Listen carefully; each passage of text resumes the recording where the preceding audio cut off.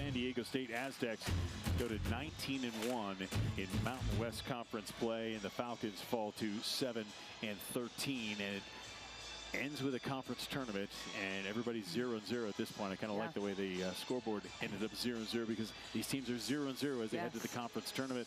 So let's think about this game in that respect. Did each team help themselves today, G?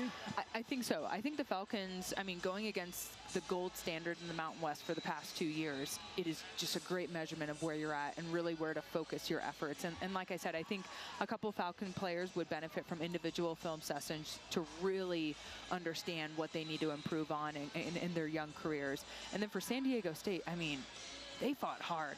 They were breathing real heavy. They were working really, really hard for all their points that they got. So I think it's a good gut check for them.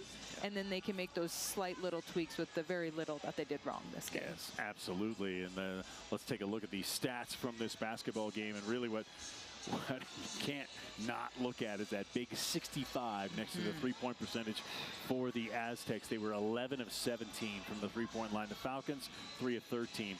Something could have changed there. It would have been a lot better basketball game. Yeah, and I think the rebounding, too, for the Aztecs really set them apart. And then shooting 50% from the field isn't too bad. But I really like the assist-to-turnover ratio for the Falcons, too. They were getting the ball moving when they could get something going on offense. But credit the San Diego State defense for really staggering the Falcons' offense. Yeah, absolutely. The San Diego State Aztecs, really, really good basketball team. And we saw it today. We can show you the highlights from this game, and one of those players was Naomi Ponganiban, who ended up with 15 points. She was 4 of 7 from the three-point line. Did just an absolutely marvelous job here for the Aztecs. And also, how about Nat Martinez, who had the threes in the second half? She was 5 of 8 from 3, ended up to lead the Aztecs with 22 points.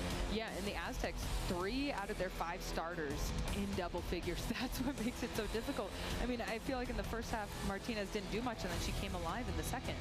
Emily Adams and Milani Perry had quite the senior day. Emily Adams was 8 for 12 from the floor. She had 17 points to almost lead the way for the Falcons, but leading the way, as usual, Milani Perry with a steal and a score there. Milani Perry, 26 points, 4 rebounds, 4 assists. A big three-point basket there, and then down the stretch, after getting a free throw to tie the record, gets that basket right there to overtake Melissa Stanley atop the all-time leading scorer list, because Milani Perry is now the all-time leading scorer. She climbed this ladder all 10 of those steps this season alone. What more can you say about Milani Perry? Great job. Kudos to her. Yeah, and I just wish she would have done a free throw jumper to break the record. That just would have been so quintessential Milani Perry. But we'll take a ball rolling in on a floater.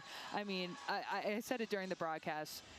Fantastic player. I mean, it's a fantastic individual effort to score that many points, but I think she's an even better teammate, and you kind of saw how her teammates celebrated her after the game, and that just shows how much they value her and care about her, which speaks to her as a person as well. Yeah, absolutely. Now the Falcons will sit back and wait and see where they're going to end up in the conference standings.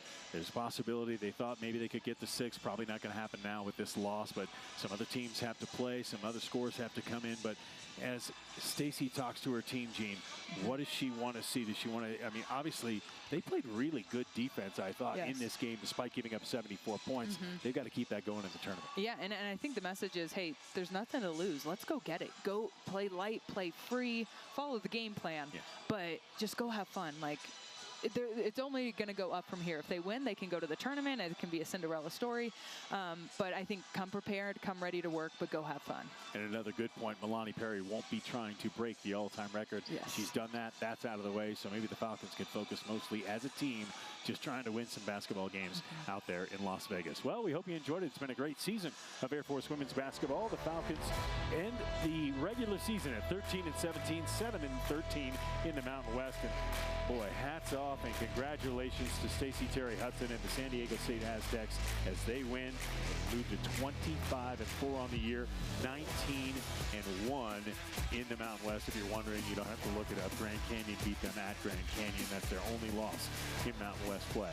But we hope you enjoyed watching the Falcons play this year. For my partner, Gene Parker, and for the entire Falcon Vision crew, thanks for watching. Slip out of the app, slip back in. We got the men taking on Grand Canyon next, right here on the Mountain West Network.